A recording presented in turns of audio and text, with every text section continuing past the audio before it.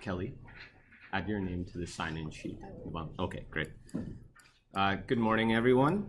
So today what we're going to do is we're going to be making a pavilion like this.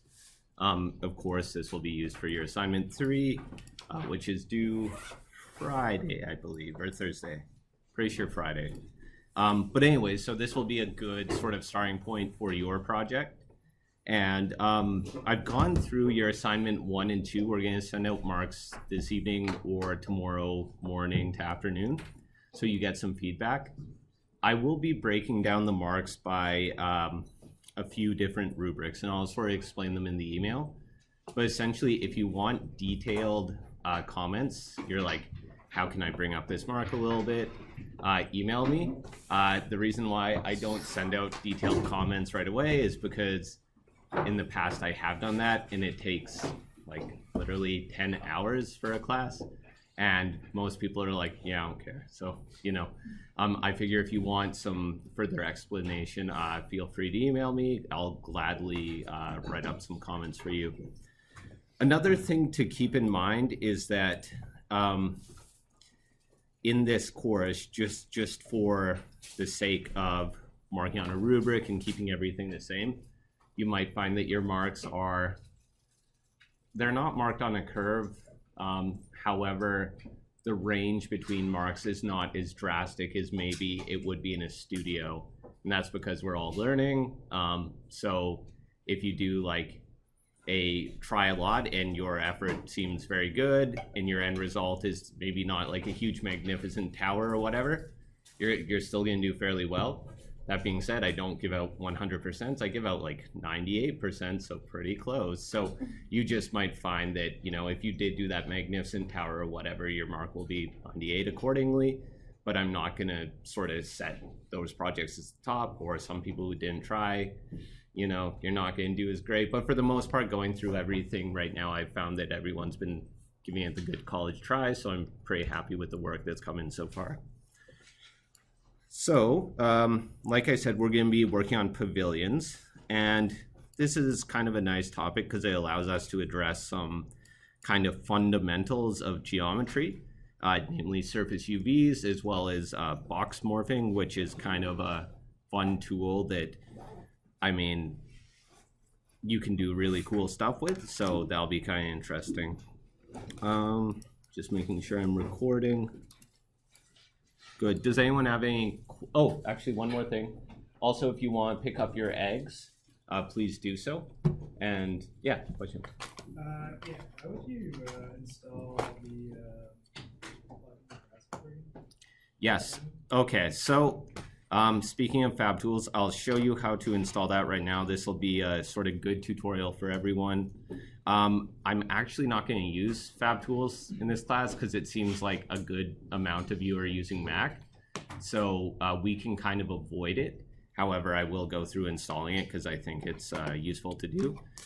That being said, as I wrote in my email, if you didn't see my email from last night, if you are running Mac and you have Mac OS, unfortunately, it's just the industry that you will find that you will always sort of be getting a less good product for architecture related stuff. Revit for Mac is not as fully functional. Rhino for Mac is good, but Grasshopper for Mac is not quite as good. I would just kind of invest once in the Windows operating system. It's like $90 for a student copy, and then sort of go from there.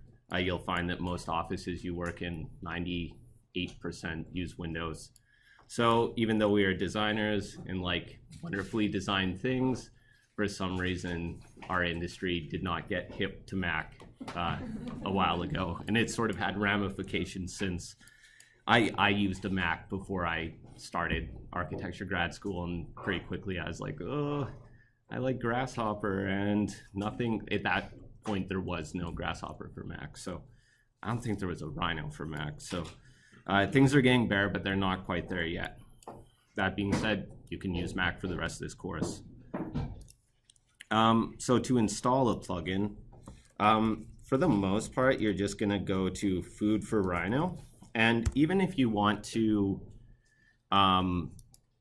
find a cool thing to use for your assignment 3. And I'd actually, if you really want to get full marks on assignment 3, I'd say go through the Grasshopper apps here. And of course, it's not the only way to get full marks, but it is kind of cool to go through all these Grasshopper apps and see what they can do. So if you click on one, for example, Pufferfish, which is kind of an interesting app, essentially what you're going to find is an app that can blend between geometries, similar to a program like Maya, for instance. So there are these like linear interpolation, chord interpolation, blending between mesh objects, doing all these crazy, this is straightening out vectors and meshing them. So you can do all this kind of interesting stuff with these plugins. You have to make a login for Food for Rhino, but as far as I know, there is no downside to that. But in our case, we are going to look at FabTools, just to use it as an example. So FabTools right there. I'm going to download. It's going to say login. I think usually it's kind of strange. Lots of the times the newest component is at the bottom, but just make sure you're getting the newest component. And yes, good. It's asterisks. If you don't use a password manager as well, just like a side tip, you really should. It's kind of the only way to be perfectly safe on the internet these days. So anyways, I'm just going to download FabTools. Sure.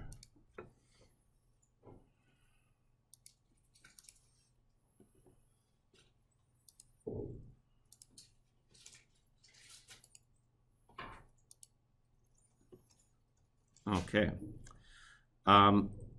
So once, maybe I'm going to extract the files to a folder so it's easier. Okay.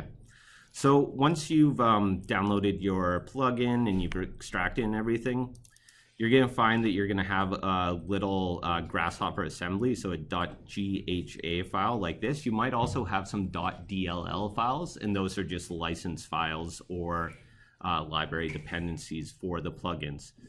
But the main thing you need to do, and this is like the #1 issue that people have when they're trying to install plugins, is for every file that has been downloaded in a plugin, you want to right-click it and go to Properties. In Mac, this might be a little bit different, but figure out how to do on the Mac side. You're going to want to go to Properties, and down here under Attributes, it didn't happen this time, but a lot of the times you're going to see a little box that says Unblock. And that's just a security feature where Windows is saying, I don't know where this came from. I'm not going to let it run until you explicitly say unblock. So just kind of remember that. If something's not working, right-click it, check unblock. This does not have that, so we can just click OK. And you'll have to do that for every file that comes with the download. Once that is all set, you can simply go to Grasshopper. So I'm opening Rhino.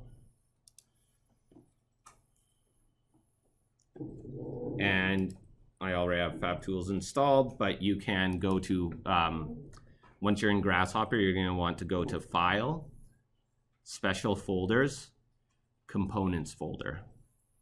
So File, Special Folders, Components folder. And you'll see that I have a lot of stuff in this folder. You probably have less stuff. You can see I already have the FabTools plugin in there, but all you're going to do is simply go to the folder that you downloaded your component into and just drag all the files into your libraries folder. Now, it is worth noting that for certain components, like for example, let's say WASP, actually that's not a good example, Lunchbox. So for example, this component I have here, Lunchbox, it has all these DLL files. It has a couple GHA files, and you don't really want to, have your library folder be super messy. So when I have a component like that where it has a bunch of dependency files, you can just copy in a folder. So instead of copying, for instance, the FabTools GHA file by itself, you can just copy the Fab Tools folder, for instance, and Grasshopper will still read that. So that's simply how you install a component. So I'm going to delete that so I don't have more than one Fab Tools. And then once that's done, you're just going to exit out of Rhino. And then when you restart Rhino, it will have installed.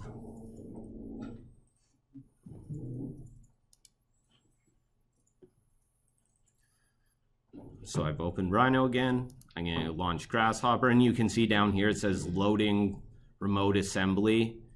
These are all the plugins it's loading. So you should get this. Sometimes you'll get a first time loading dialog box come up. Click OK or whatever you need to. But then if everything has gone right and you've unblocked all the files, then you will see your new component up in the tab. Sometimes new components will be under the extra tab, and sometimes they'll sort of hide themselves within a pre-existing tab. So if you haven't seen your component's name up here, maybe search for it elsewhere. So that's how you install components. So for just like the sake of your information, we were originally going to use Fab Tools to bake color into geometry, but actually with new Grasshopper, we don't need it for that reason. So we'll sort of work around it. That being said, Fab Tools is excellent for baking color into, let's say, surfaces or B-reps, as well as baking text tags and capturing views, some other things. So if you can't figure out how to do something in Grasshopper, it's actually worth just searching in the forums and seeing if there's a component that does it for you. Because at this point in time, the component ecosystem is fairly robust. So we are going to make a pavilion though, and maybe I'll sketch a diagram of intent to sort of refresh our diagram of intent skills.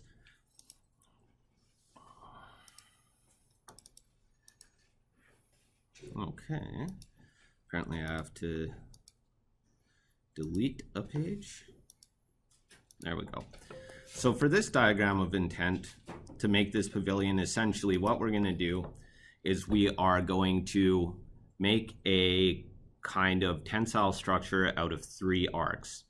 So we're going to have our first arc, so I'll call this 1. We are going to move it to 2 locations. So second arc, third arc, and then for these second and third arcs, we're going to control the scale. So we're going to take the base of an arc. So an arc is just a segment of a circle, so it has a perfect center. We're going to scale these arcs based on the perfect center. After that, so that's step 1, I guess. Step 2 will simply be to loft these arcs like so. So beautiful pavilion right here. And then once that's done, what we're going to do is we're going to subdivide this surface, and we'll talk about this in detail when we get to it. But essentially for any surface, you can give it a subdomain. So essentially this surface, in the same way that a curve can run from 0 to 1, this surface can run from 0 to 1 in this direction and 0 to 1 in this direction, since it's a curved surface.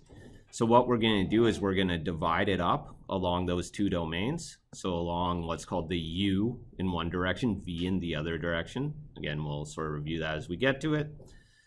And then from that, we're going to do 2 things. So we have all these segments.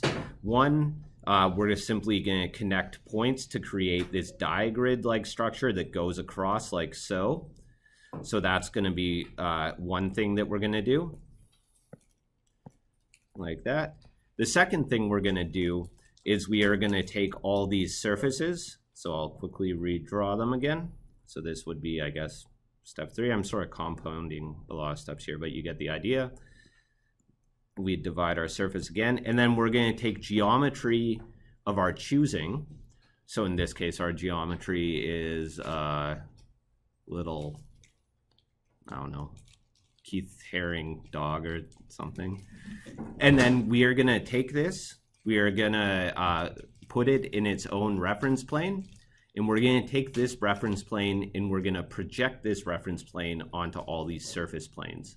And what you'll find will happen is not only this object will be arrayed in a proper spot on the surface, but this reference plane, which will be a three-dimensional box, will also deform to this surface.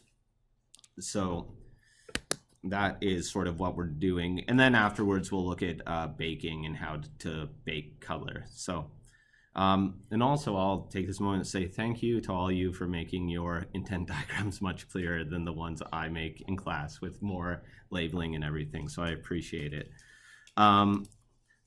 But anyways, so first step, as we saw right there, is draw arcs. So first we're going to do is we're going to draw a circle, and then we're going to subdivide it by our base plane, and then we're going to work from there. So I'm going to preview off all of this stuff. So the first thing we're going to do is we're just going to reference a point, and this is going to be our kind of point at which our pavilion begins. So I'm just going to click the point button. You could also write point in Rhino, and I'm just going to place a point at the origin. So I'm going to type 0 and hit enter, and that just puts a point at the origin. And now I'm going to reference this point into Grasshopper. Now you could just set a static point in Grasshopper, but we're going to have this active reference so we can move everything around.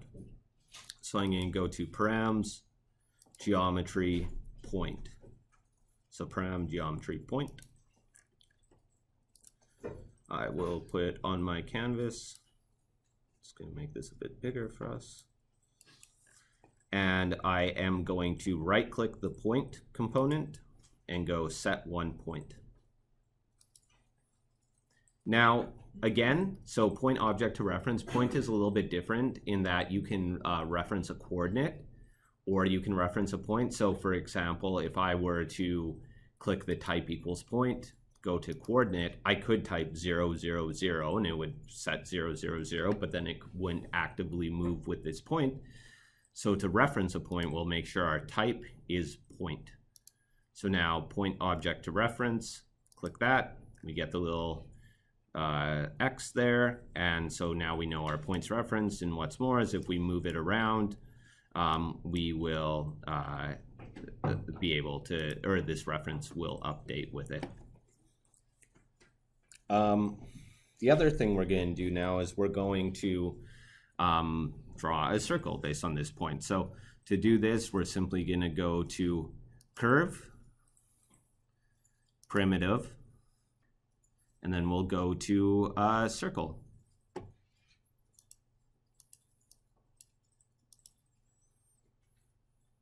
So circle here, create a circle defined by a base plane and radius. The plane by default is XY. The radius is 1. So you can see we have a tiny little circle right there. If I plug this point into the plane input, what we'll see will happen is now we have a circle on this point, right? And if we move this point around, our circle, it sort of follows with the point, but it's still drawing on the horizontal plane. If we remember what we want to do for our pavilion, we want these circles drawn on a vertical plane. So does anyone have an idea of how we could do that? How we could rotate this circle onto another plane without using the command rotate? Vector and change the plane to YZ. Yeah, exactly. So the answer here was we can go to vector, plane, and then you could choose XZ plane or YZ plane. We'll choose YZ. So if you're following along, choose YZ plane. And so now you can see it creates this plane, which is vertical. You can see it's based on an axis in the Y direction, Y right there, an axis in the Z direction, so this blue line right here. And then the input in this component is the origin. So we can plug our point into the origin, And now what you see happens is we have a YZ plane based on this point that will move around with this point. And we will take that plane output and plug into the plane for our circle. So now you see we have a circle which is on this plane. So it's a vertical circle. Now, to control the radius, this is something else we'll want to do. We'll just use a number slider. So what we're going to do, sort of the quick way to choose the number slider, is we're going to double click our canvas. And considering that this is 1 unit right here, so radius of 1, so diameter of 2, that looks kind of small. We want to at least, to quote Zoolander, at least 10 times as big. Then, you know, we want to start with maybe 10 and go to 100. So I'll double click on the canvas again, and I will type 10 less than 100. I'll hit enter. So this will give us a domain of 10 to 100 using integers, so non-floating point numbers, whole numbers. And we'll plug that into our radius.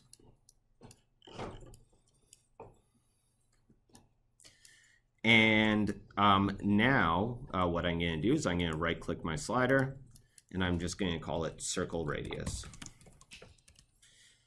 And for something like this, you know, it's tempting to just leave these components as their names default, or at least for the slider. But this is sort of a way to stay organized. And it's good to develop these habits when you're doing simple definitions, because as your work gets more and more complex, organization and annotations become even more important. So what I'm going to do after this is I'm going to select these components. I will group them. So I've selected them. I'm right-clicking outside the components. I'm going group. I'm going to right-click the group, and I will call this vertical circle. Sorry, Thomas, is this recorded or? Yeah, it's all recorded. Yeah. For assignment 3, as I mentioned, I wasn't taking into account annotations for assignment 102, and what I mean by grasshopper annotation is just grouping things, labeling things, writing notes. For assignment 3, I will be taking that into account. It won't be the biggest mark, but to get full marks, please, please, please organize your work in the way that we're going through this class. So I'm going to make a point of doing that.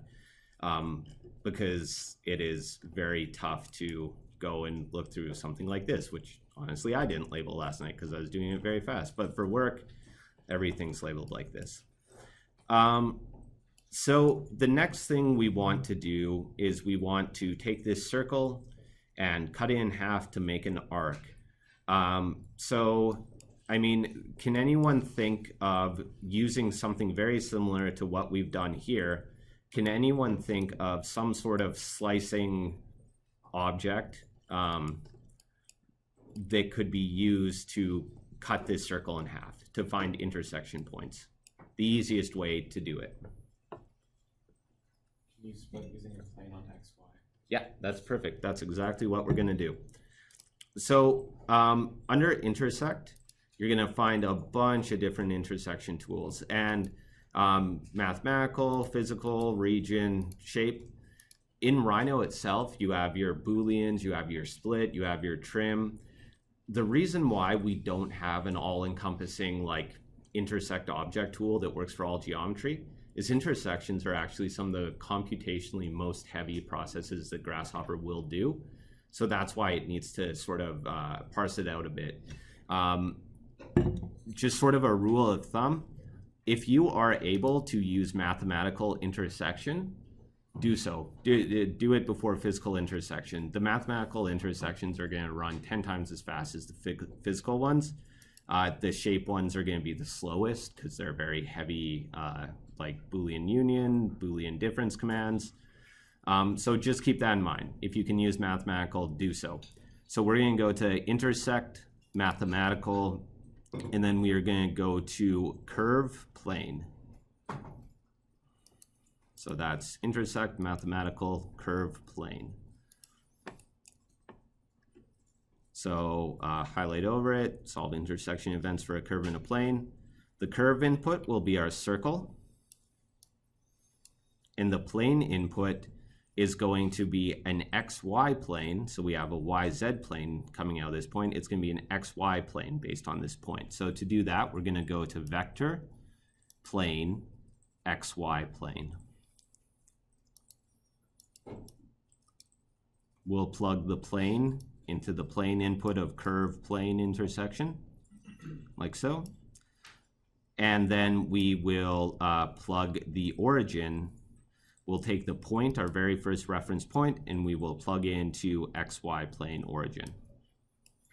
So now you can see we have these intersection points coming from this. And the reason why we do this, and the reason why we don't just say intersect by the XY plane, not based on the point origin, is, let's say, for example, you're working on a project and you want to raise this pavilion like a story.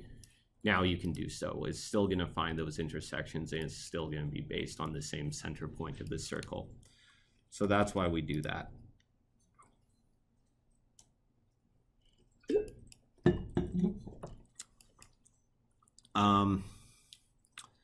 And okay, yes, this is what we did.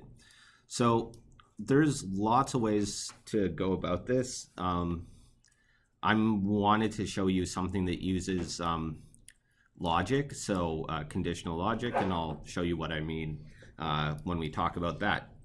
So to split up this curve, we're going to go to curve, division, shatter.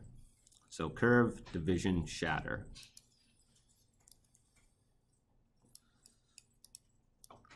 So the curve that we want to trim will be our circle. So we're going to take our circle output, plug into curve,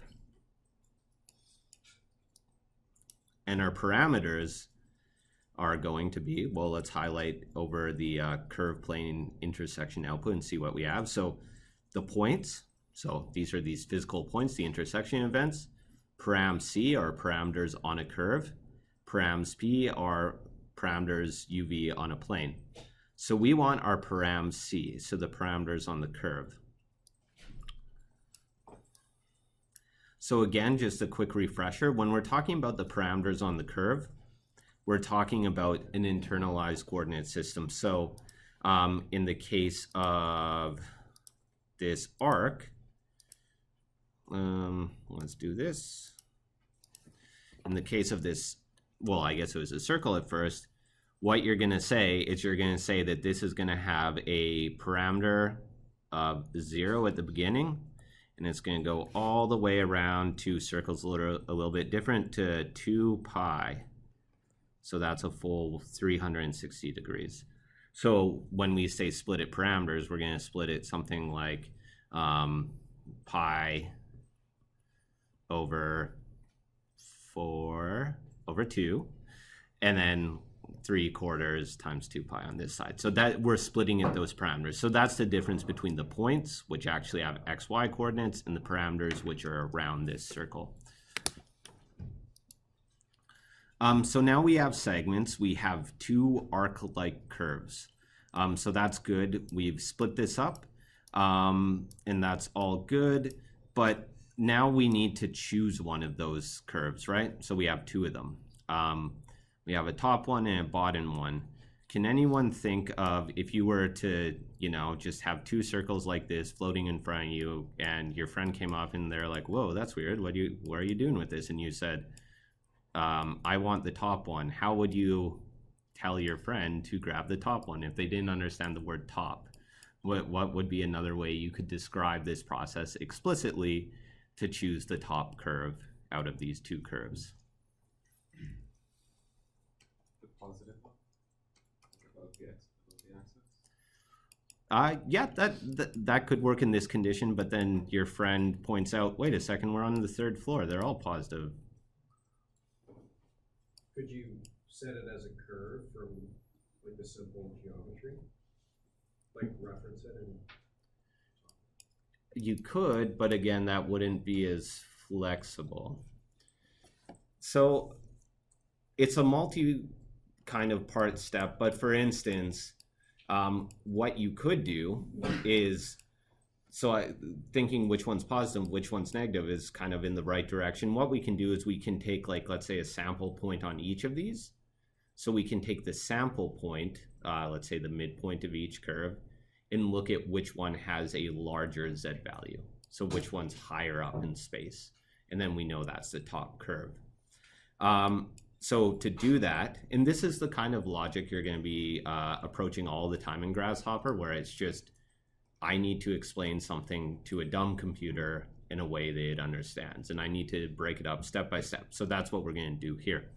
We're going to find the midpoints of these curves. So to do so, we can simply go to curve analysis, point on curve. So curve analysis, point on curve. It's kind of a unique component in that it has this kind of slider built into it. By default, it's at 0.5, so the midpoint. So that's what we want here. And then what we are going to do is we are going to organize these curves. So this is something that is very useful to do. So I'll show you how sort works. So first we need to decompose these points into their X, Y, and Z values because we're only interested in the Z value. So we'll go to vector, point, deconstruct. So vector, point, deconstruct. We'll plug our points into the deconstruct component. And now you can see what happens is we get two values here. We get the X value. If we look at the midpoints of these curves, you can see this is the X plane right here. They both have the same X value. So X is the same. If we look at their Y values, Y is the same, because if we look in the Y axis there, you can see they're both overlapping each other in the Y axis. The difference here is the Z component. So the Z value, one has a value of 53 because it's higher up along our Z axis. One has a lower value of 11 because it's 11 units up the Z axis. So what we can do now is we can sort them. We can say organize by Z value, and then we will consecutively sort the curves themselves. So I'll show you what I mean by that. So we'll go to sets. We will go to list and then sort list. So sets, list, sort list. Let's hover over sort list. So it's going to say sort a list of numeric keys. So the first input is keys. The second input is values A. So optional list of values to sort synchronously. And essentially what this is going to do is let's plug our Z component into our keys. So Z component into keys. So our output for our Z component is 53 and then 11. If we look at the output of our keys, it's 1153. So it's just sorting it numerically, right? So lower number first, higher number second. This does not sort the segments. It sorts the Z values, right? So in order to sort the Z values, we can take our segments, so segments from our shatter component, and plug into values A. And this is a very useful component because what this does is it says, hey, these segments are in the same order as these Z values. So I'm going to sort them in the same way that I've sorted the Z values. So now if we look at values A, it doesn't tell us much. It just says arc like curve, arc like curve. But what we do know is that it's going to be in the same order as the keys. So the arc with the lower Z value is going to be first in this list. The arc with the higher Z value is going to be second in this list. So that's what this component does. So now that we know which arc is what, and we know that no matter how we move this point, it's always going to react the same, we can select a higher value. So to do so, let's go to sets, list, list item. So sets, list, list item.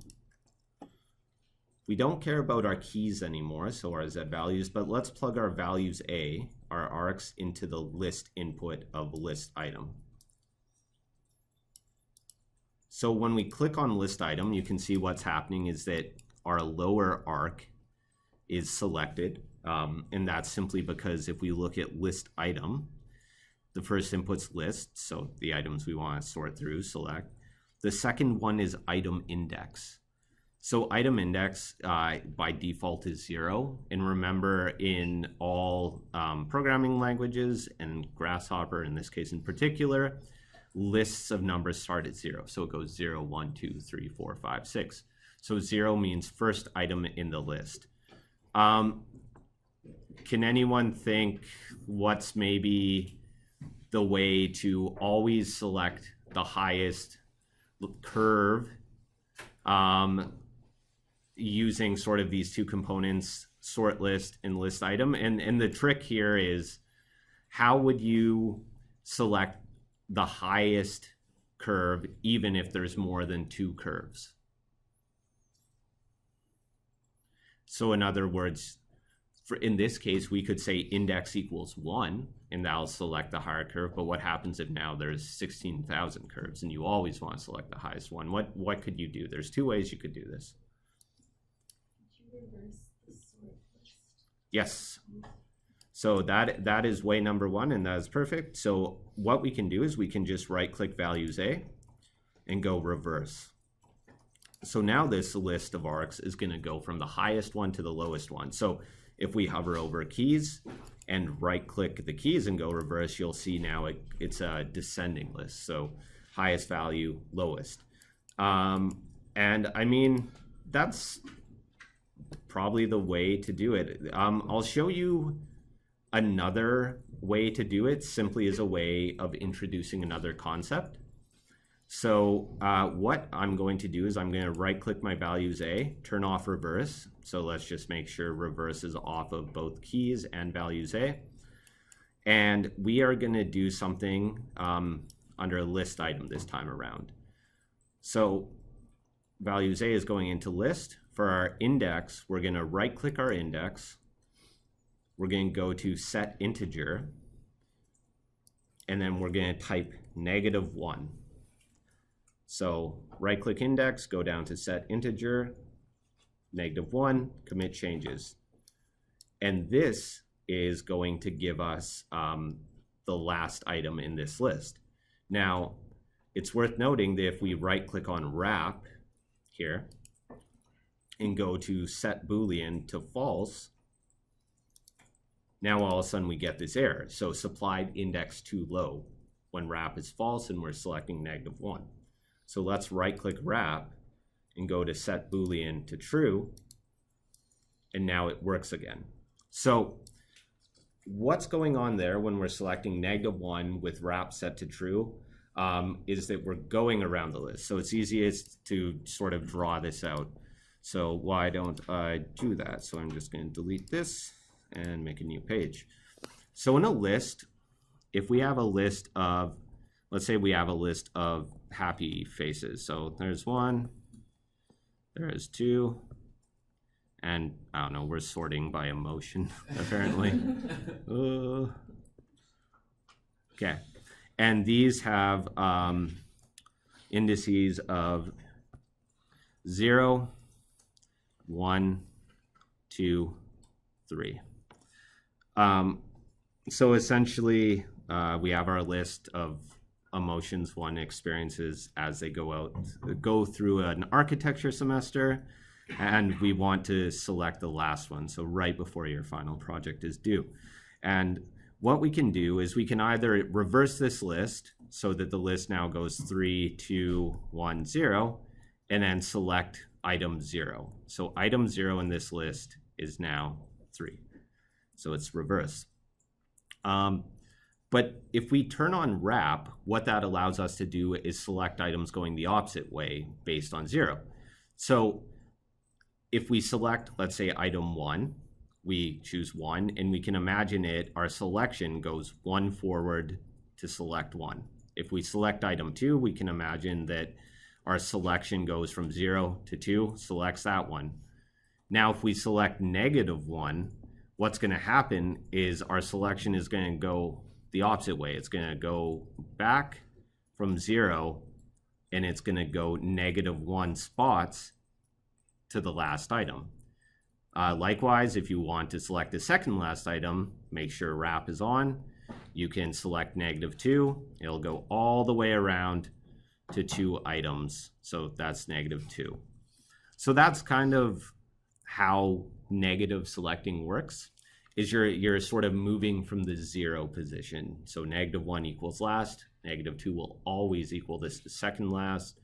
And if you have wrap on, it's just a very easy way to select the last item. So a few ways of doing it, but you might come across someone saying select -1, and that's what it means. So that's kind of clear to everyone. It's just going around the other way in the list. So now we have our list item, index -1. We know it is the top arc. So what I'd do here is, now that we have that, I'm going to do a few things, and this is sort of some housekeeping stuff. I'm going to select all of my components with the exception of my last one, and I'm going to go preview off. So I'm just looking at my last arc, just sort of cleans up my visual field here. The other thing I'm going to do is I'm going to use a panel, and I want to see you in assignment 3 at least do this once, okay? So at least once I want you to go to params input panel. So params input panel, and just write a little note. So if you've seen like scripting, a lot of the times what you're going to see is essentially if someone's doing some programming, they are going to do something like this. So there's these little numbers here. You would say some command. So you'd go command something something, sure, something, and then you're going to see people put something like this, and then this is a note to troubleshoot later. And you're going to see that a lot. You're going to, like, these are all notes up here. There's going to be notes all throughout scripting. And likewise, you want to do a similar thing in Grasshopper, and this is just when you go back to it. You know, a couple months from now, if you're like, oh, hey, I wrote a definition that did what I need to do now, you might not know what's going on, because unless you have a photographic memory. So it's best to sort of remind your future self. Also, it's nice for me to go through your work and mark it, because it gives me a little bit of an insight into what you're thinking. So for this panel here, I might just click, or I might just write, I double clicked, I'm just going to write something like used -1 select with wrapping to always select highest arc. Something like that, you know? So once you have that little note, when you go back to this, you'll know what's going on. And now you can just select all of these, right click, go to group, right click that group, and then label it, you know, splitting arc, and then also splitting arc, selecting highest arc. And then that's just a nice way to keep everything organized. So for assignment 3, I want to see this, I expect to see this kind of organization. So now we have our highest arc. If we think back to our original diagram of intent, what we're going to do is we're just going to move these arcs over in space, and then we're going to loft them to make that kind of tubular structure. Also, you can see here at the beginning, we can change our radius of our arc. So right now we just have this parametric arc. So to do this, what we're going to do is we're going to move these arcs, and then we're going to move both of them. So we want 2 extra arcs. We're going to move both of them in one step. So what we're going to do is we're going to go to transform, Euclidean, move. So transform, Euclidean, move. Our input is going to, so let's highlight over it, translate, move an object along a vector. Our geometry input is our base geometry. That's going to be this arc right here. So we can take the output of our list item, our arc-like curve, and we can move it. I actually want to do something first. So right now, and this is one of these weird things in Grasshopper that's kind of, this is a unique situation, but I think, again, it's something worth thinking of. You can notice here that our curve is no longer an arc. It is an arc-like curve. And when you'll see that a lot. You'll see like, line-like curve, arc-like curve, maybe even circle-like curve. And essentially what Grasshopper is telling you is it's telling you that this curve, it is an arc, like for all intents and purposes, it is an arc. If you baked it and, you know, based other geometry off of it. However, because it's arc-like, it is right now lacking some of the qualities that an arc has in Grasshopper. So the qualities being a radius and a center point that's easily accessible. So you could figure out the center point of this, you know, curve in another way. You could take its width and then find the center point between a line drawn from this point to this point. But the easiest way to get this arc-like curve to be an arc again, and you'll see why we need that because we want to access the center point, is literally to go to params, geometry, circular arc. So params, geometry, circular arc. Thomas, why I have just a point and no arc? If I preview everything off, it's just the point at the high point of this arc, not the actual curve. Did you plug your points into values A, or did you plug your midpoint into values A? Did you do this? Oh, yes. Yes. So Okay, segments goes into value A. Okay, great. Thank you. So the sort component can sort anything. I mean, you could give a list from 1 to 10 and then sort happy faces like we did in the example. So it definitely won't tell you if you've selected the wrong thing. Thank you. So for this, again, so we want to go to params, geometry, circular arc. And now we're going to take our list item and plug it into circular arc. And you can see here, quite conveniently, it changed it to an arc. So it says arc, radius equals 90 millimeters, angles equals 180 degrees. So it's taken this arc-like curve and turned it back into an arc. If you have a line-like curve, you can do a similar thing. You can go geometry, line, plug a line-like curve into a line component. It's going to turn into a line. Again, this is kind of a nuanced thing, but just keep in the back of your head, there is a difference. So now what we want to do is we want to move these arcs, or this circular arc. So we have our move component here, again, transform, Euclidean move. We're going to plug our circular arc output into our geometry input of move. And you can see by default, it's moving up by 10 units in the Z direction. So if we hover over units, or over motion, it says 0, 0, 10. So X equals 0, Y equals 0, Z equals 10. To move in the right direction, since we've made our circle in the XY plane, or ZY plane, sorry, we want to move in the X direction. So we want to move it perpendicular to the plane we've drawn this circle on. So you can see X right here. So what we want to do is we want to go to vector, plane. No, we don't. We want to go vector, vector, unit X. So vector, vector, unit X. So now we have unit X, unit vector parallel to the world x-axis. Its one input is factor, which we'll be playing with in a second. But for now, we can just plug the unit vector output into our motion input. Now you can see we have another arc that is moved ever so slightly along the x-axis.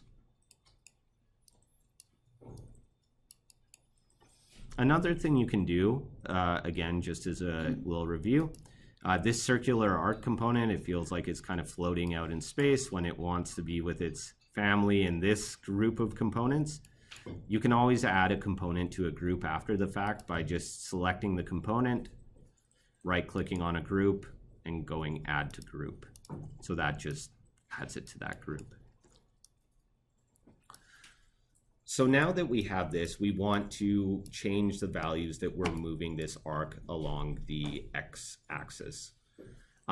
So to do so, we're going to grab two numbers. We're going to take two sliders to do so. So let's double click on our canvas for sort of the quick and easy way to make a slider. Double click.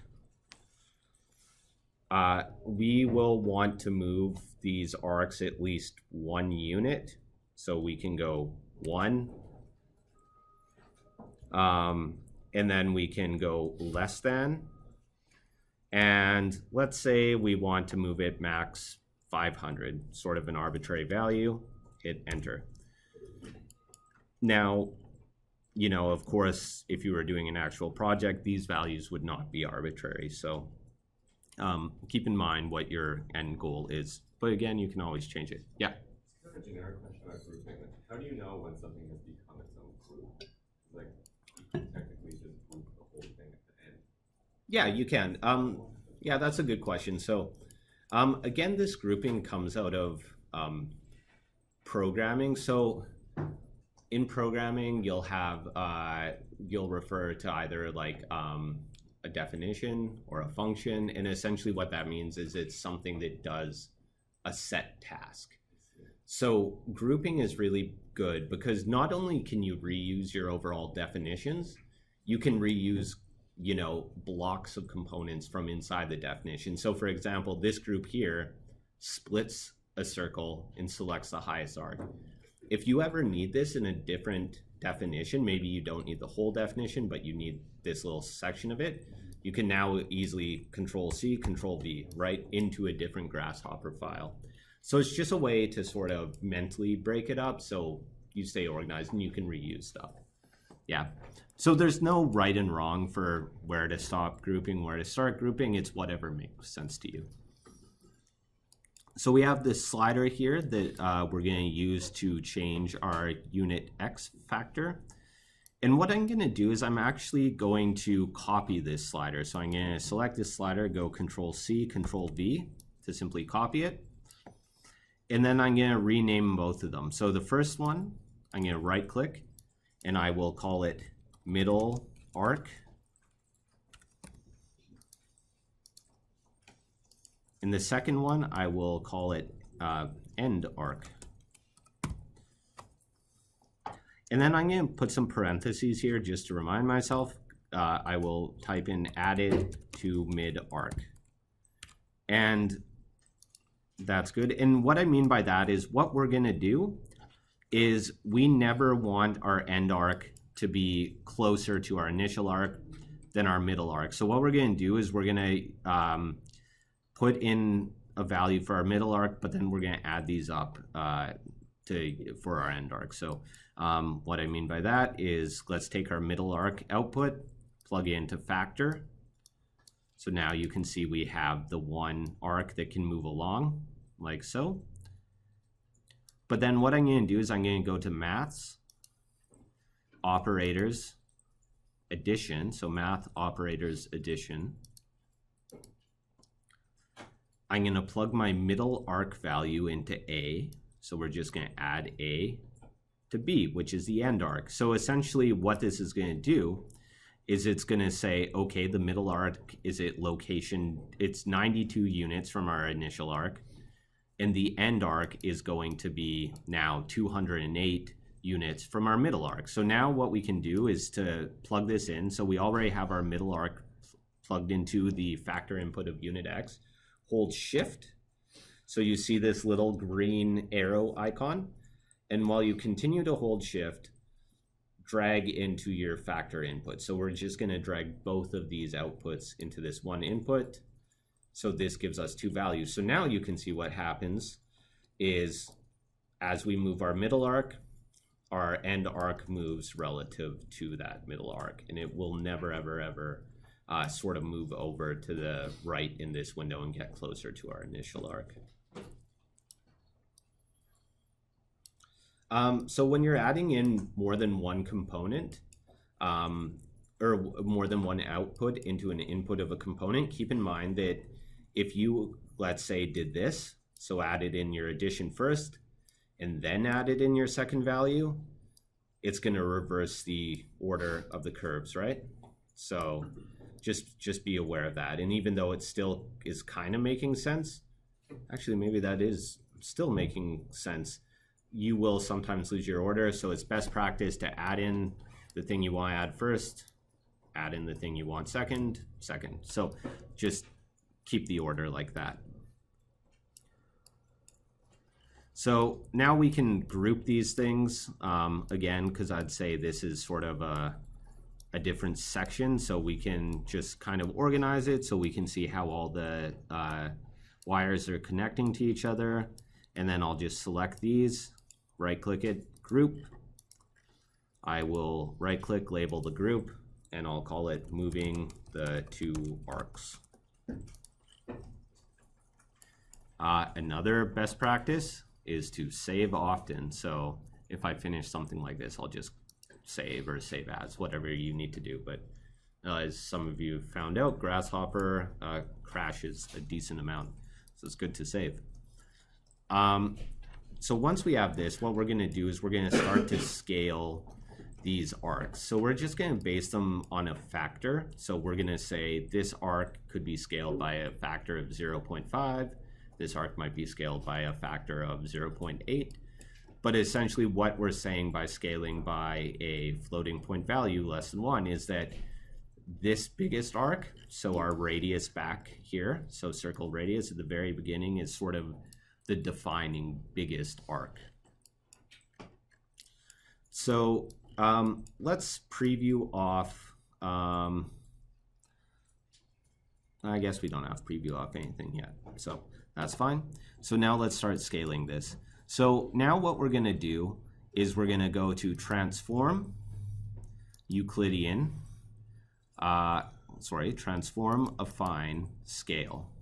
So scale an object uniformly in all directions. So transform, affine, scale. Our geometry that we're going to put in is going to be, let's see if we can scale all of these circles, because what happens if we want the beginning one to be small? So what we can do is we can first go back to our circular arc right here, our first one. We can plug it into the geometry input. Then we can take our geometry output from our move and we can plug into the geometry input. So again, I'm holding shift right now, so I see the little green arrow and addition icon. I'm going to plug that into geometry. And now you can see that we have all of these scaled. Now you can see that right now what's going on is they're all scaling to this center point. So by default, the center of scaling is 0, 0, 0. So what we want to do is we want to assign each of these their own center of scaling, which will be the center of the arc. So that's why we converted this arc-like curve back to an arc, because now we can simply just grab the centers of the arc. So for example, we can go to curve, analysis, so curve, analysis, and then deconstruct arc. So curve, analysis, deconstruct arc. How do you know when you're plugging in both your geometry from move and your original geometry, like the circular curve? How do you know to do both in this case? Is it just like you learn that this function requires that, or is there a general rule that applies? No, so the reason why I'm plugging both the original circle or arc and the two translated arcs is because I want to scale them all. Right. So if I only want to scale the first one, then I'd only plug in the first one. If I only want to scale second, third, I'd just plug in them. Right, so the first one isn't referenced in this move function. Correct. Okay. Yeah, gotcha. yeah, correct. So what I'm going to do now is in the same order that I added my arcs into my scale component, I'm going to take my circular arc first. So that's at the end of this group here. I'm going to plug it into the arc input. And then I'm going to go to my move geometry component. So these are the two other arcs that we moved. And I'm going to hold shift, so we get the little green arrow and the addition icon. And I'm going to plug into arc. So now you can see what this has done is deconstruct arc. It's given us the base plane, of these arcs. It's given us the radius of these arcs and the angles. So right now the radius and angles are all going to be the same. It doesn't really matter, but what does matter to us is the base plane. So what we can do now is we can take this base plane output and plug into the center input of our scale component. So now what you see is that all of the arcs are being scaled to their center point.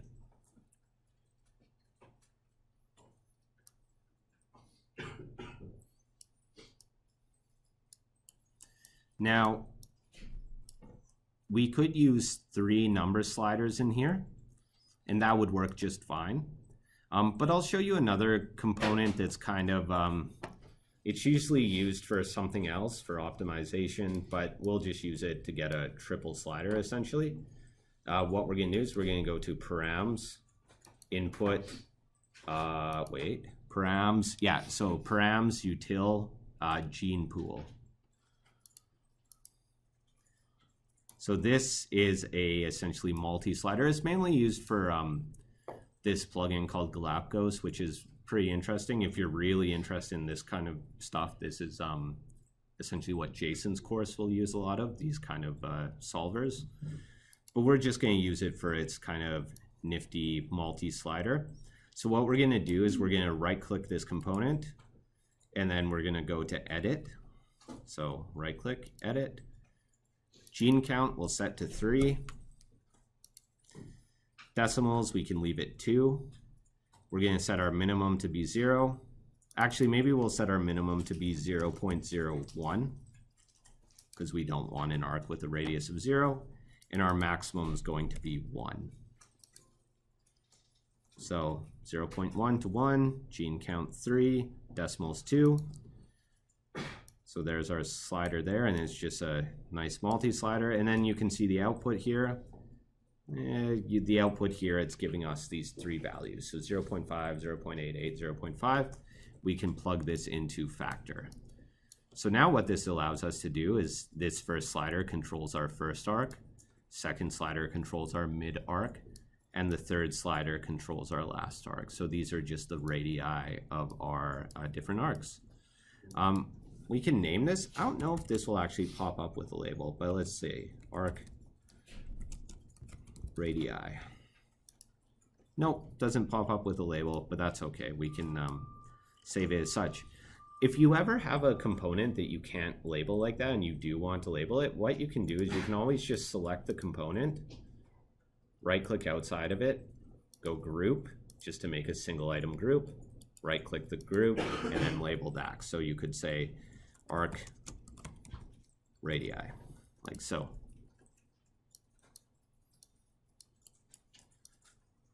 So now we have sort of our scale component. So what we're going to do is we're going to select all of these. I'm going to right-click outside of them. I'm going to group. And now we can label this group simply scaling our arcs. So there we go. We have our scaling of the arcs. We finished our group. I'm going to click save again. So we have these arcs. Now simply what we're going to do is we're going to loft them. So we're going to go to Surface, Freeform, Loft. So simply section curves is our first input. Options we'll just leave as default. If you want to play around with changing these options, you can just right click and then go to Loft Options. We're going to leave it as default. We're going to plug our geometry into our curves input, and now you can see we have our kind of surface that will form the basis of our pavilion. And you can see also as we scale these things, they create different shapes. So kind of allows you to move around and iterate through a bunch of things. Of course, we can also change our distances of the arc. So want to make it longer, you can do that. You want to make it tighter on the end, you could bring it in like that. Yeah. For changing the radiuses of the arc like that, where you have 2 sliders, could you use a gene pool in that case as well? Yeah, you can. Okay. Yeah. Gene pool is kind of a niche component, but I don't know, it's there, so I might as well show you guys. So whichever one you prefer, it's all A-okay. So now that we have this, let's preview off a few things. So for example, we don't really care about these large arcs that are sort of floating out in space. So we know they're the move arcs. So we can just select everything in our move group, right click, preview off. And also we have our original circular arc. Don't really care about that. So we can select everything in the splitting arc group, go preview off. We can also preview off essentially our deconstruct arc base plane, preview off. So now all we're left with is our 3 arcs that come from the scale component, which is, you know, nice to see, and our loft. So we'll leave it at that. Is there a reason that the second arc is not really right underneath the bigger arc, the scale? I don't, oh, didn't want to do that. So it should be, sorry, I guess I don't understand. So the smaller arc where you scale underneath the big arc, they're not in the same spot.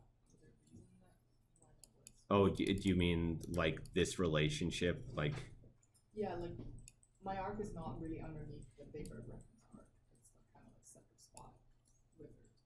oh, it could be that your inputs are in the wrong order, but we can, if it's working, yeah, Zara can come take a look, and we can also address it after class. So anyways, we have our loft here. What we're gonna do, is I mentioned, every surface has its own internal space. So just like we have an XY coordinate system in Rhino, so we know looking in this world here, we have our y-axis, our x-axis, our z-axis. We can say that, you know, this surface in that world space is approximately, you know, so many units long in x. It's about so many units wide in y at this point. It's sort of what you think of when you think of traditional architectural dimensions. However, all surfaces have a coordinate system internal to them. So just like we said with a curve, you can take a curve like so, and you can say that if you reparameterize it, it has a coordinate from 0 to 1 along that curve. Likewise, a surface has something called UV space. So in a surface, what you're going to get is you are going to get, essentially, you can represent it with grids. You are going to get a dimension local to this surface in the U axis, so U going along this direction, V going along this direction. So you might find that when you reference a surface, your UV is, you know, from 11 to 303, and it's 666 to 777 on this, in this direction. Again, just like a curve, you can reparameterize a surface. So you can right click and reparameterize it. And that means that your U direction is always going to be from 0 to 1. Your V direction is always going to be from 0 to 1. It's worth pointing out that, you know, this of course seems intuitive for flat surfaces. However, if your surface is crazy and wavy and stretching out all over that, your UV will always follow that surface. So you might see that sometimes it gets wild and it kind of stretches out in different ways. That's just because your surface is also kind of morphed in a bunch of different directions, but that UV plane will always be local to that surface. So the reason why this is important is to tile diagrids across the UV surface. We can say, hey, let's make tiles on this surface. If we want 4 tiles in the U direction, then we say, let's create a domain of 0 to 0.25, 0.25 to 0.5, 0.5 to 0.75, 0.75 to 1. And likewise, we created a domain in the other direction. And then that gives us these little surface patches like this. So it's a subsection of the overall UV coordinate system. So we'll see what that actually looks like in Grasshopper. So we have our surface here. we can't reparameterize it here because we don't really need to, but maybe we will in the next step just to sort of show that you can. But what we're going to do is we're going to go to math, domain, and then we will go to construct domain. Yeah, we'll go to construct domain. Is this the right one? I always get mixed up with this. Oh no, we don't want to do that. We want to go to math, domain, divide domain squared. So divides a two-dimensional domain into equal segments. So maths, domain, divide domain. So our loft, we can plug into the domain. And then the U count, the V count, essentially what this is doing is it's saying take our U direction, divide into so many segments, take our V direction, divide into so many segments. So to do this, we're just going to grab two number sliders. So we will double click and we will go 1 to, let's say, 50. We'll Control C, Control V it to get a second slider that goes from 1 to 50. And we're going to plug these two sliders into our U count and V count. Now, I'm not labeling these sliders yet because I actually don't really know which direction is which. You'll find that there's no standard kind of U direction is always along the Y axis, V is always along the X axis, because this surface might rotate in space. So there, you just sort of have to see which direction Grasshopper is considering U, which direction is using or considering V. There are components to swap U and V, but we won't worry about that now. So if you look at the output of the segments component, what this is doing is it's simply just telling us the domain of these subsegments. So it's telling us the domain of these little patches. So for example, this patch has 0.25 in U, 0 to 0.25 in V. So that's what it's telling us. So what we can do now is we can go to Surface, we can go to Utilities, and then IsoTrim. So Surface, Utilities, IsoTrim. Extract an isoparametric subset of a surface. It literally means just take out a little subdomain of a surface. So our surface will be our loft. So plug the loft into surface. The domain will be our segments. And now you can see we have all our little segments like so. Now, I'm going to take this moment to sort of figure out which directions U, which directions V. I'm also going to preview off all our scaling arcs, doesn't really matter. So the way I do this is simply just slide around the slider. So you can see our U domain. If I slide my slider to, let's say, 3, it's changing in this direction. And if I slide it up, we're adding more segments in this direction. So I'll just call this direction the lengthwise direction. So I'll right-click this slider and call it lengthwise segments. In brackets, I'll put U. And then for my second slider, which we can see controls the V count, or in this case, around our arc, I'll right-click this slider and call it arc, or I'll call it, arc segments, brackets, put V. And that just kind of, for my own going back to this definition, I know instantly which direction is which. Okay, so now I'm going to preview off loft. And now I have my nice little subsurfaces. So now we're going to do two things. So we're going to group this. And then I will right-click this group and I'll call it subsurfaces. And in this point, this is a good point to group it because we're going to actually use this isotrim to do two things. So one, we're going to create a diagrid structure to show you how you can start building up kind of convincing structural members. Second, we're going to do that surface map. But what we've done so far is the basis of both of those techniques. So that is something to keep in mind. So what we're going to do first is we're going to do that structure. So to do this structure, simply what we're going to do is another intent diagram here. We have all these subsurfaces, right? So we have something like this. So here's a surface with 4 subsurfaces. All of these surfaces are going to have the same 4 vertices at their corners, and they're going to be in the same order. So in this surface here, we're going to have 0, 1, 2, 3. In this surface here, we're going to have 0, 1, 2, 3. And likewise, 0, 1, 2, 3.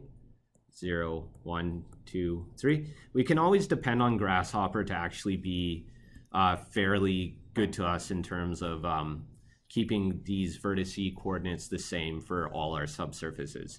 So what we're going to do is we're going to take advantage of that, and we're going to draw a digrid. So if we think of one single subsurface, we can just say, okay, draw a line from 0 to 2, and it's going to draw a diagonal across it, right? So that's great. But now if we say draw a line from 0 to 2 on all surfaces, what you're going to see is that you're going to start getting these diagonals going across the entire thing.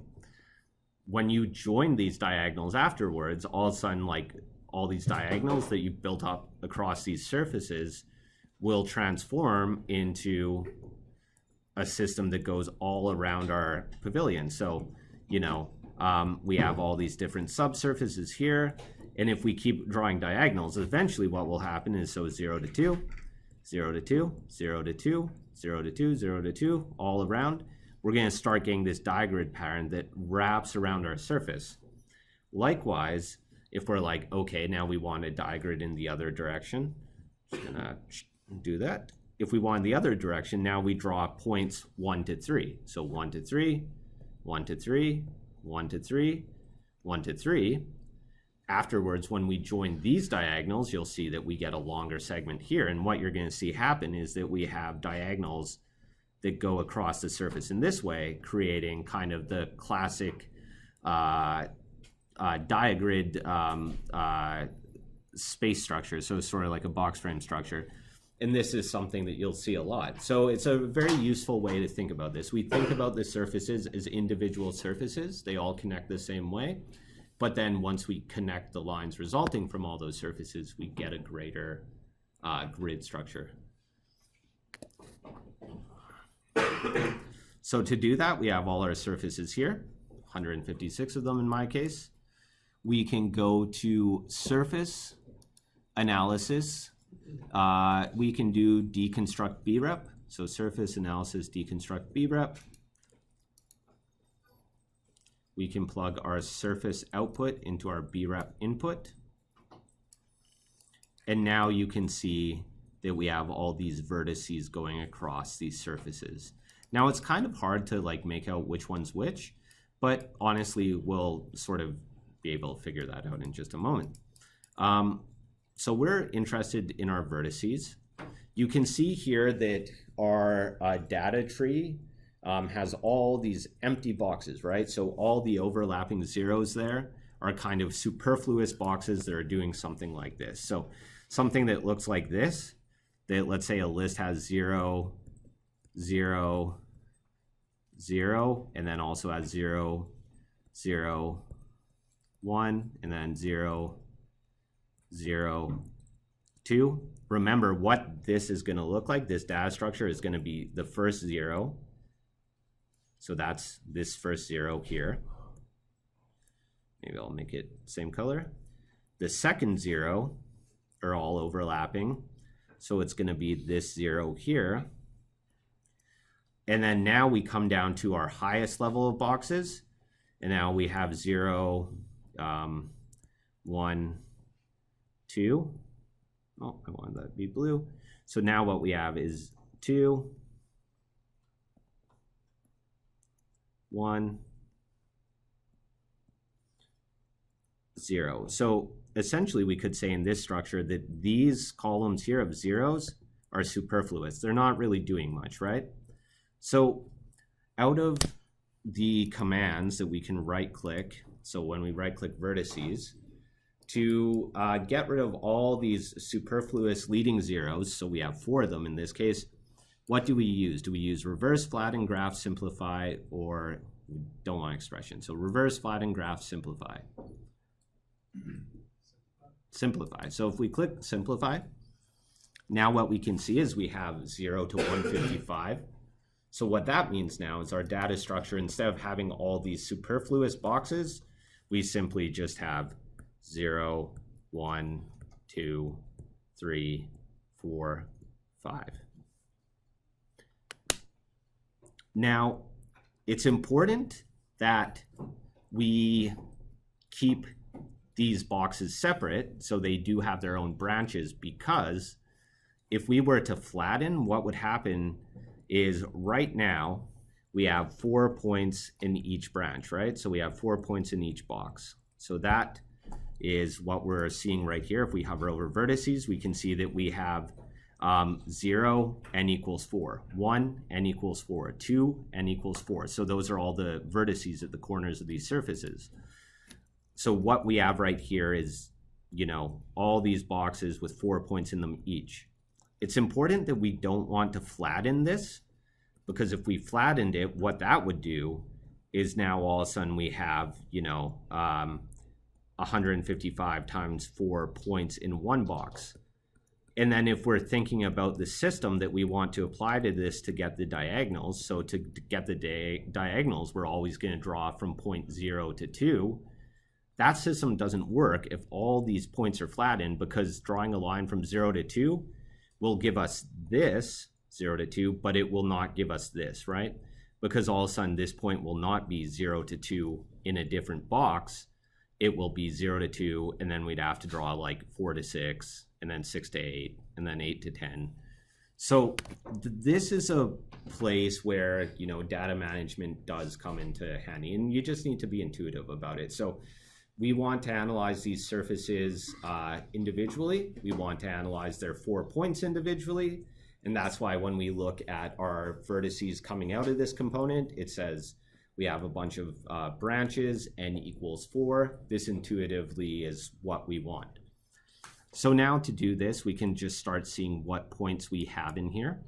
So let's go to sets, list, list item.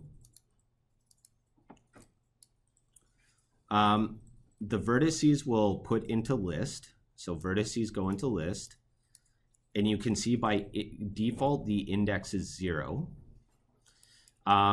What you can do for this is you can zoom in to the list item component and click the little plus. And what this is going to do is if our index is 0, plus 1 means 0 plus 1. So what we're getting here is index equals 0, I index will equal 0, plus 1 will equal 1. Likewise, if we click plus, now we have 2. So 0, 1, 2, and then finally click one more time, 3. Now we have all 4 points for each surface. We don't yet know kind of what each point is. So to do that, what I like doing sometimes to kind of organize things in my brain is to sort of choose some different components so we can select one at a time. So what I mean is we can go to params, geometry, point. And now what we're going to do is we're just going to copy this 3 times. So Control C, Control V. A little refresher on the Mr. Sparkle component. If we select all 4 of these components here and click the 4 lines, so distribute objects vertically, let's line them up like that. Now we have our 4 points, and we're just going to plug our points into our point components. And remember, we have the dashed line now because we're dealing with more than one branch, or as we've sort of been considering them in this class, more than one box. So if we hover over or select the first point that comes out, you can see what's happening is that our first point, it relates to, we can say, the lower right point. So that's just how I'm going to describe this, because you can see it's selecting all the points along here, but then when it gets to this last row, it's not selecting the furthest left point, so we know it's selecting the right side. And if we look here, if we consider our surface going from this point all around the way to here, you can see it's not selecting what would be the highest point. So now we can right-click this component and call it lower right. We can select this point here. And does anyone want to tell me if these points are a lower right, what point is this between lower left, or upper right?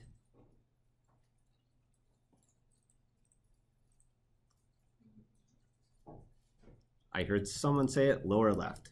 So this is going to be our lower left point. Again, we know that because if we're considering this the lower edge, we know it's the lowest point. You know, it's not here. And if we're considering this the right, you can see it is not on the right. And the reason why we don't see gaps across here is just there's point overlaps, right? And then now we can see this is upper left. So if we're focusing on this little square here, upper left. So let's call it upper left. And this point here is upper right. So if we look at this one, you can see it's selecting only the upper right point. So let's call that upper right. So now that's kind of the, I'd say once you get to this point, then you have a pretty good idea of what's going on. And it's actually kind of intuitive to make these diagrids. So I'm going to I just previewed off the list items, deconstruct BREP. I've left my isotrim surface previewed on just so we can see our underlying shape. And now what we can do is we can simply go to curve, primitive line. So curve, primitive line. And we can start plugging in these points. So remember what we're doing here is on each surface, we're going to connect 0 to 2, 0 to 2, or in our new parlance, lower right to upper left. So let's try doing that. So for our first line, we can try connecting the lower right point, start point, and then for the end point, we can put upper left point. And now you can see it creates a diagonal around your entire surface. So it's doing for each subsurface, lower right to upper left, and it continues that pattern all around the surface. So let's do another one. We can go to curve, primitive line again. Let's say we wanted to do a horizontal line. How could we do that?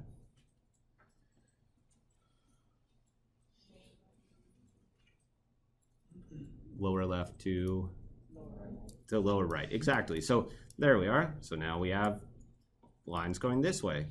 And then we can do one more diagonal. I'm just going to not use the horizontal. We'll connect the lower left to the upper right. So there are our two diagonals. So now we can preview off our points. And you can see, let's preview off our isotrim surface. And you can see now we have this nice diagrid type structure. And it's still parametric, of course. We can increase the density of the diagrid in either direction.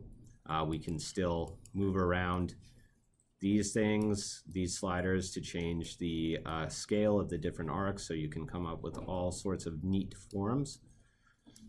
And then, so I'll just leave it like that. Finally, what we're going to do is we are going to join these curves, and we're going to join these curves. So let's go to curve, utilities, join curves. Again, we'll do it. Choose again. So curve, utilities, join curves. Let's plug our line into curves and our second line into our second curves. And if we hover over the outside of curves, you can see that we have 170 values. So it didn't join these curves. Likewise, we hover over our output of our second join curves, 170 values. It didn't join any of these curves. Why is that the case? Can someone let me know?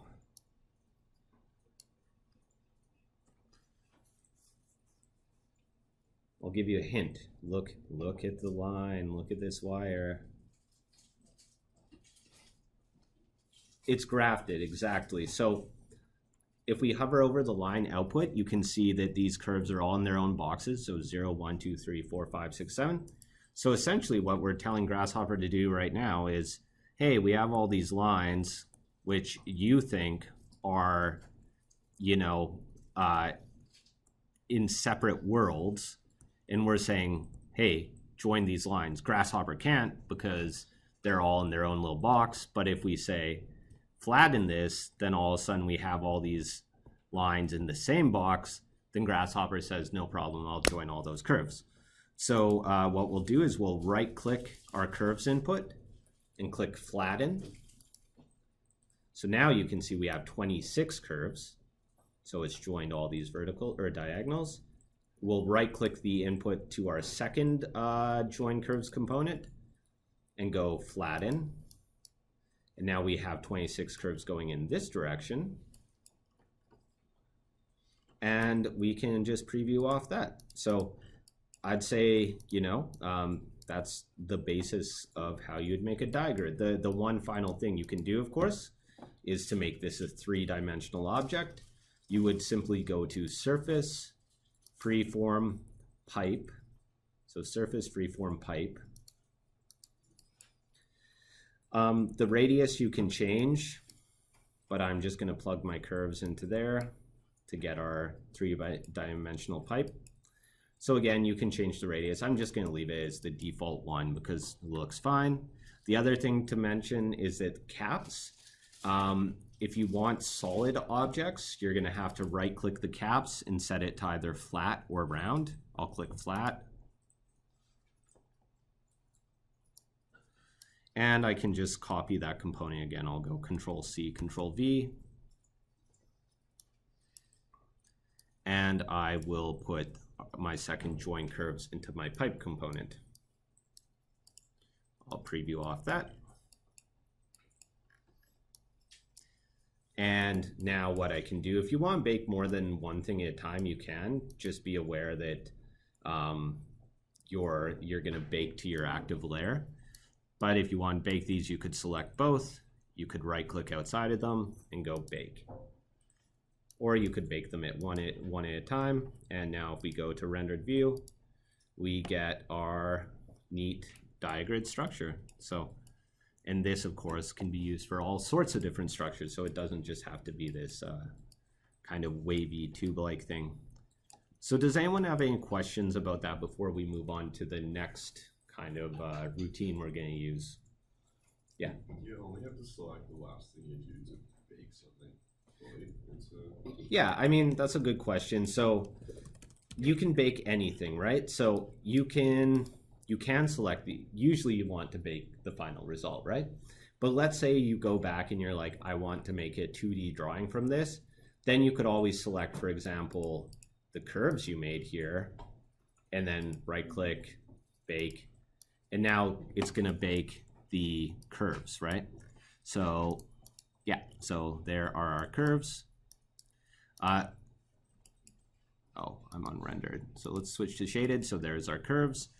Or, you know, if you want to, let's say, bake your pipes, but then you also say, okay, I want this pavilion to be glazed between the structure, then you might bake your ISO trim surface, for instance. And now you have all these panels between it. Does it say that it has different layers? It doesn't, but what you would do there is you would make a new layer called glazing. You could go to Grasshopper again, right click our ISO trim surfaces, go bake, select your glazing layer and click OK. And then now you have your glazing and your structure.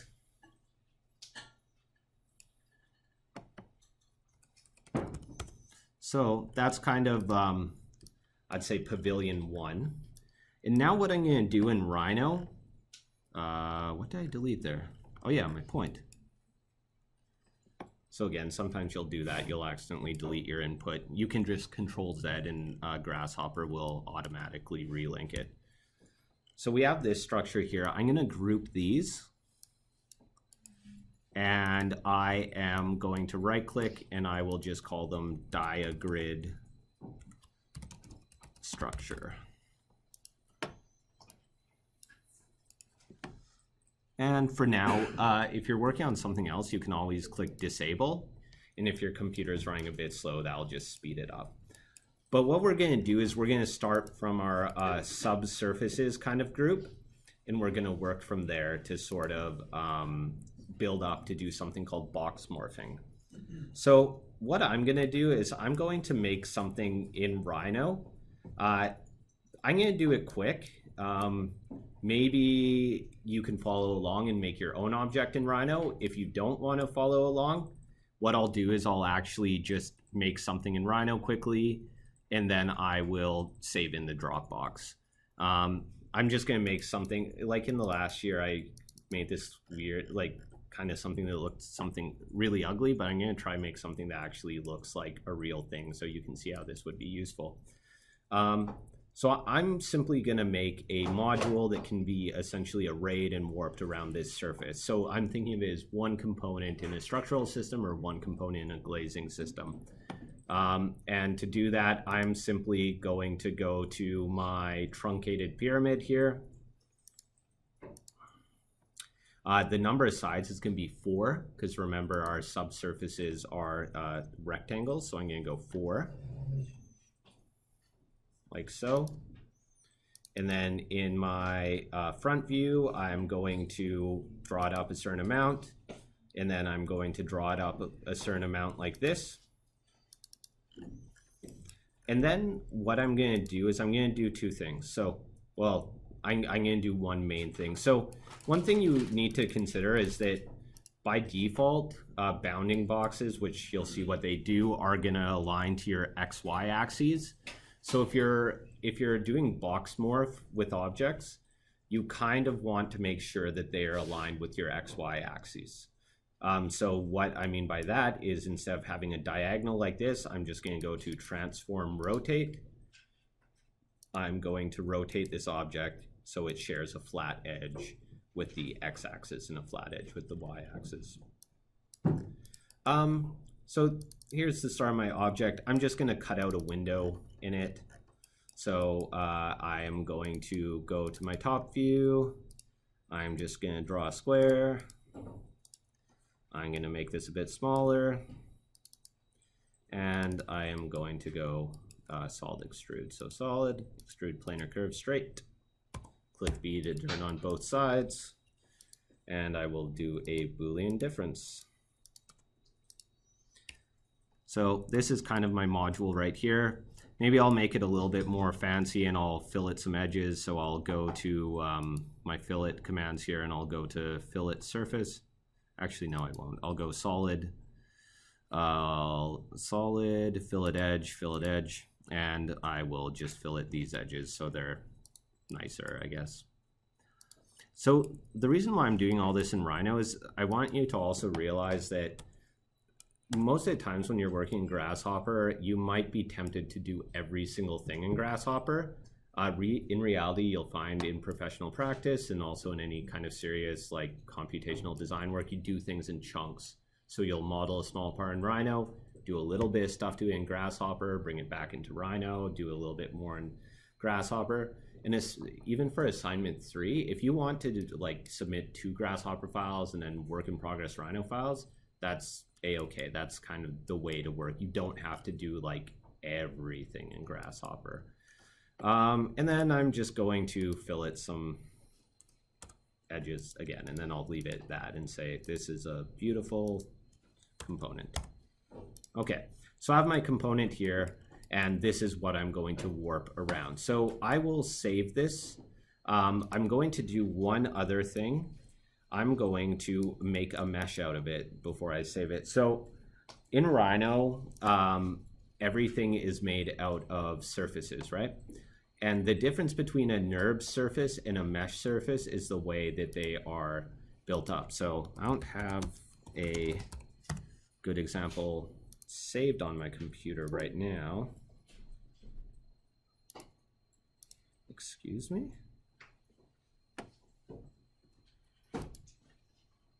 Oh, sorry, apparently, come on.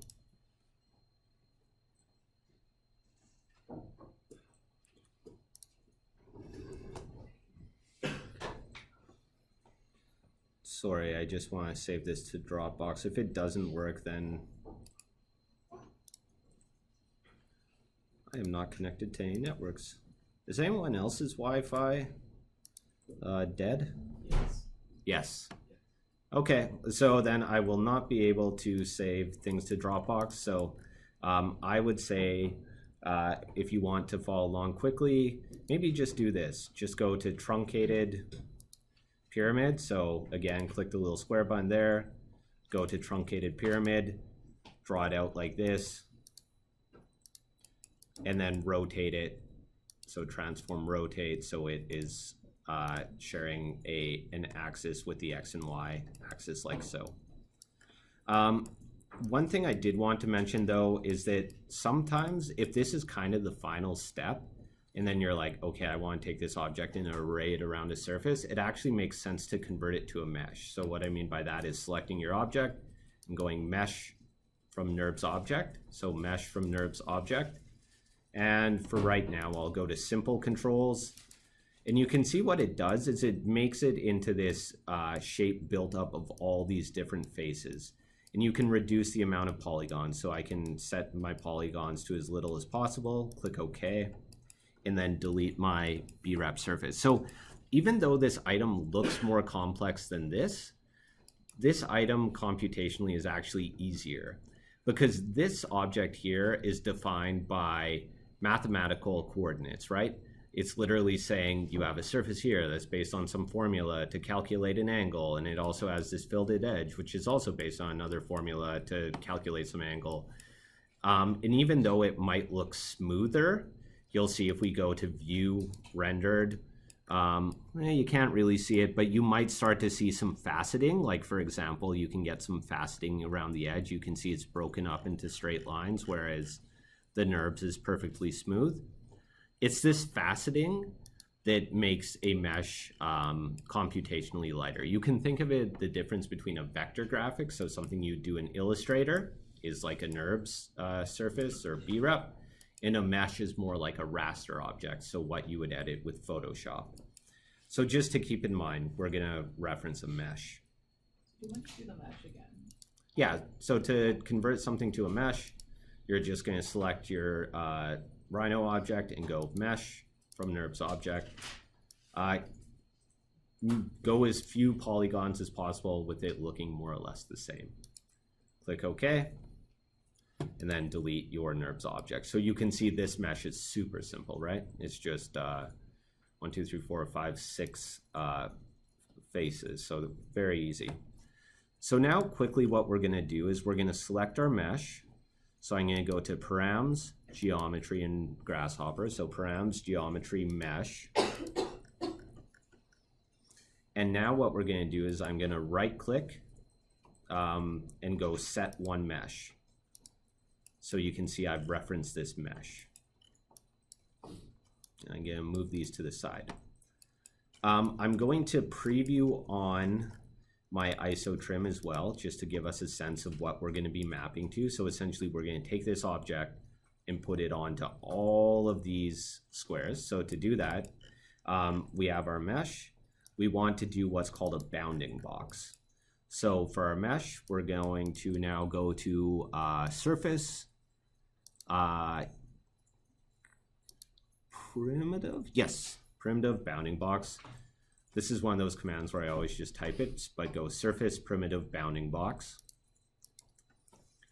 And now the content will be your mesh. And you can see what this does is it just creates a box that fits around your object. Now, if you have more than one object, it's important to make this distinction. So for example, if I had more than one mesh, so what I'm going to do is just drag out a second mesh like this, set multiple. You don't have to do this.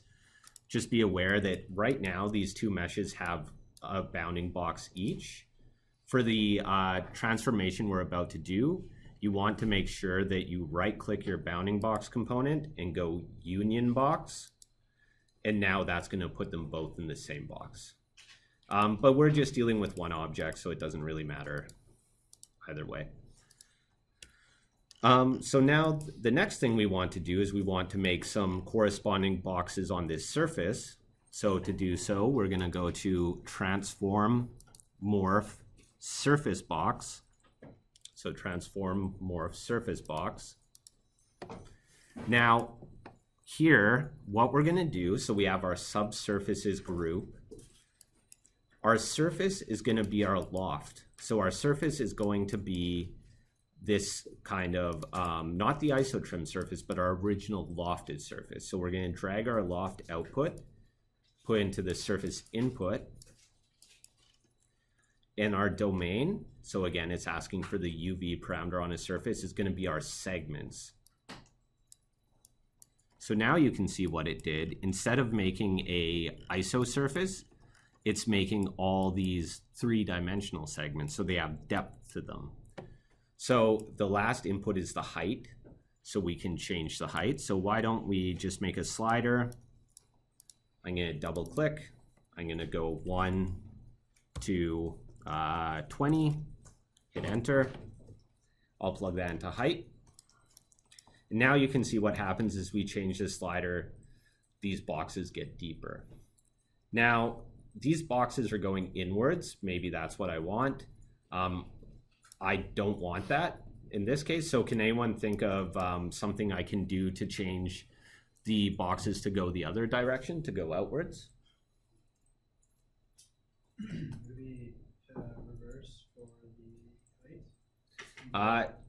Close. It's not reverse, because reverse doesn't make things negative. It reverses the order of a list. We can go to expression.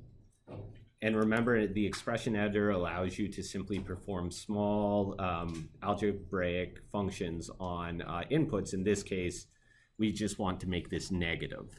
So we would go negative x. And remember, x is the variable you always use for the expression editor. So negative x, commit changes. And now as we slide this slider around, you can see that it slides out the other way. So the boxes go deeper in the other direction. So we have our bounding box around our mesh.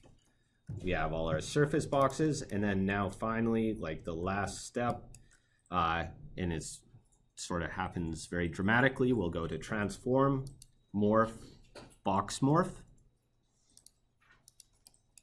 So box morph, morph an object into a twisted box.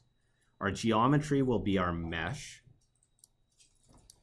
Our reference box will be the bounding box around the mesh. So it will be this box right here. Put that into reference. And our target box will be the output of our twisted boxes. And now you can see if I preview off the surface box and all that stuff, what we get is my mesh object arrayed all around this box. And it warps with the box. So it takes the coordinates within this rectilinear box and it applies it to this twisted box. So even if I, like, for instance, increase the amount of segments, then this pattern will increase, decrease, etc., etc. If I want to change the scales of my arcs, this pattern will still follow. So this is really useful in that you can literally come up with your one module, and then now when you need to make an adjustment to your overall plan, you can imagine modeling this in Rhino would take a lot of work, but now you can just edit your surface and then apply your box to it. So now if we bake the box morph, say on default, you can see that we have this cool object. So view rendered. So that's how you would sort of do that kind of parametric pavilion with box morph. So any questions about that? Yeah. Yeah, when I do the bake box morph, it just comes up with the error only possible when no other content. Oh yeah. So a lot of times this is what will happen. So let's open Grasshopper.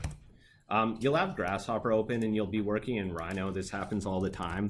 You'll start a command in Rhino, like I said, join, but then I kind of forget about it and I want to right click and go bake. We're sorry, but baking is only possible when no other commands are running. Just go into your Rhino window and hit escape and then do it. Yeah. So any other questions about that? Okay, so I'll say for assignment 3, what I've shown you is sort of like a good basis to start assignment 3. What I'd say is, again, the requirements are that you don't just change the sliders, you manipulate the definitions. We will go over some further things in Wednesday, but if you want to get a head start on this, maybe just start thinking about the way you could make underlying surfaces. So rather than lofting these 3 curves, maybe you could build a surface in Rhino. Maybe you could make kind of a weird flowing wall type surface. Perhaps you could also think about how you could start to delete certain of these box morph segments, or perhaps you could start to think how you could morph different objects into different boxes. And again, if you ever have a question, feel free to email me, but I'll say that's sort of like a good start for assignment 3. All right, well, thank you very much. And any questions after class, I can